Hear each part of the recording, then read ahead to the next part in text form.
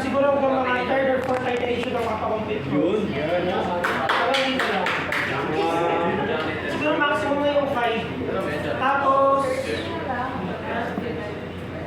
ay mga ba naman yung... Tapos isang problem na sobrang hirap. Oh, usually ganun na mga 3, 4, 5. Sir, tapos isang problem lang na sobrang hirap, ganun. Hindi naman. Ay, di naman. Medyo lang.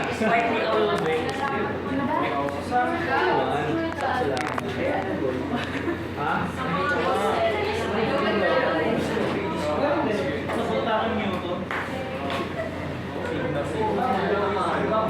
Linggang.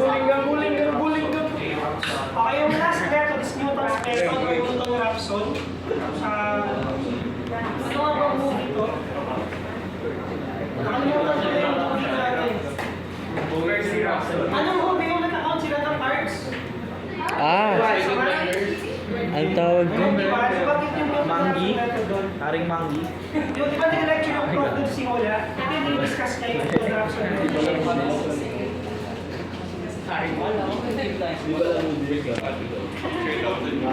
Sorry, manggi ko.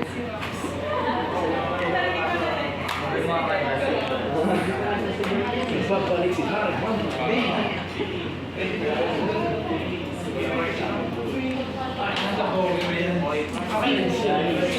Ito yung problema sa Newton-Raphson. No? So, mas mabilis siya compared dun sa bisection sa regular policy. Pero kailangan mo mag-derivative. So, mag-derivative tayo.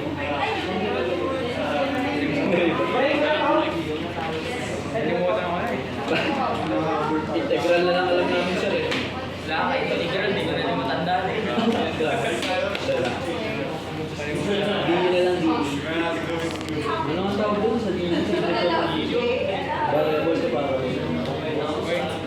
Ay, the large set.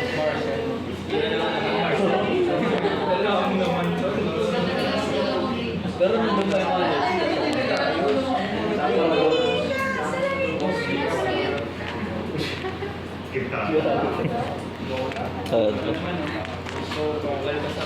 Okay, so ito yung original f of x. Kaderivative natin ito, f prime. dx 19. Paano mo siya rin set up sa calculus? Yung bagong value mo is simply x minus x minus f of x. Sakati mo lang to, x cubed plus x.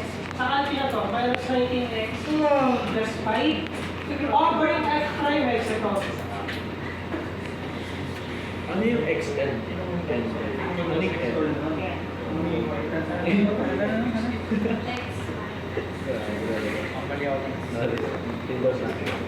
Ano yung L? XL? Given na tayo. Ba't doon walang N sa ano? Walang value yung N sa mga X minus Gusto ko mag-aaral ka. Gusto ko lang. Bakit ako si sir? Tanong ko ka lang. Hindi. Ano yung N dyan, sir? N. Alam niya N? N? Alam mo N? Alam na alam.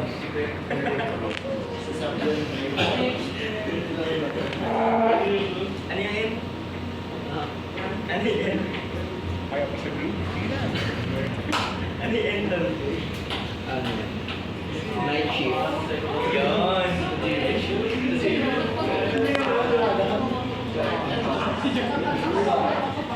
Newton. Say. Yun tama yun. Yung N, Newton. Totoo pala talaga yung mga ganun. Totoo pala talaga yung mga ganun. Ano sa Newton?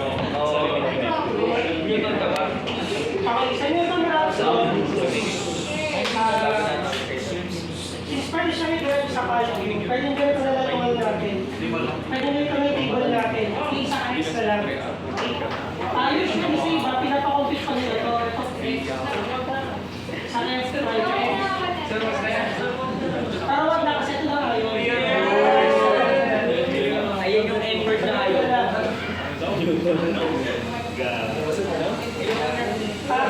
Before kasi pinocompute sa'yo, ito nga kita saka nasa baba. Separate siya pinocompute. So, huwag natin i-separate kasi pwede naman i-direct sa particular. So, ano yung pinakaunang gagamit natin value? Binigay kong interval, 2 to 6 kanina. Okay, kailangan mo lang ng isang value kung saan magsimula. So, kuhain lang natin yung pinakagitna nito, that is 4. Start tayo sa 4. So, add mo lang ito, lagyan mo yung 4. 3 point? Sabihin ko kayo, 3.7, 560. Add mo lang ulit, ito yung next mo nilalagay, 3.7560.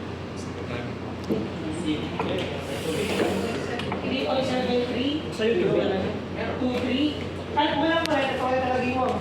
3.7323. 3.7305. Di ba ito yung answer kanina? Patapos na third iteration lang.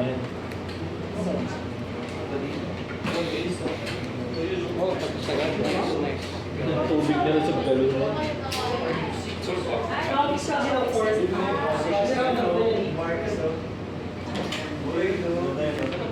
So third iteration lang, tapos na yung Newton's law. So sa tatlo, Newton's method yung pinakamabilis. Ang disadvantage niya, kailangan yung mag-derivative. Okay lang yun? Okay lang. Basic.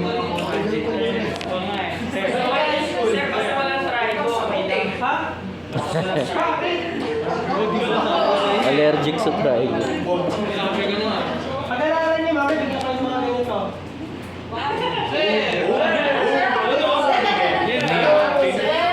Hindi pala okay yan.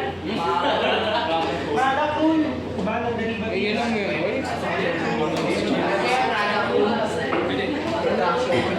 Dito,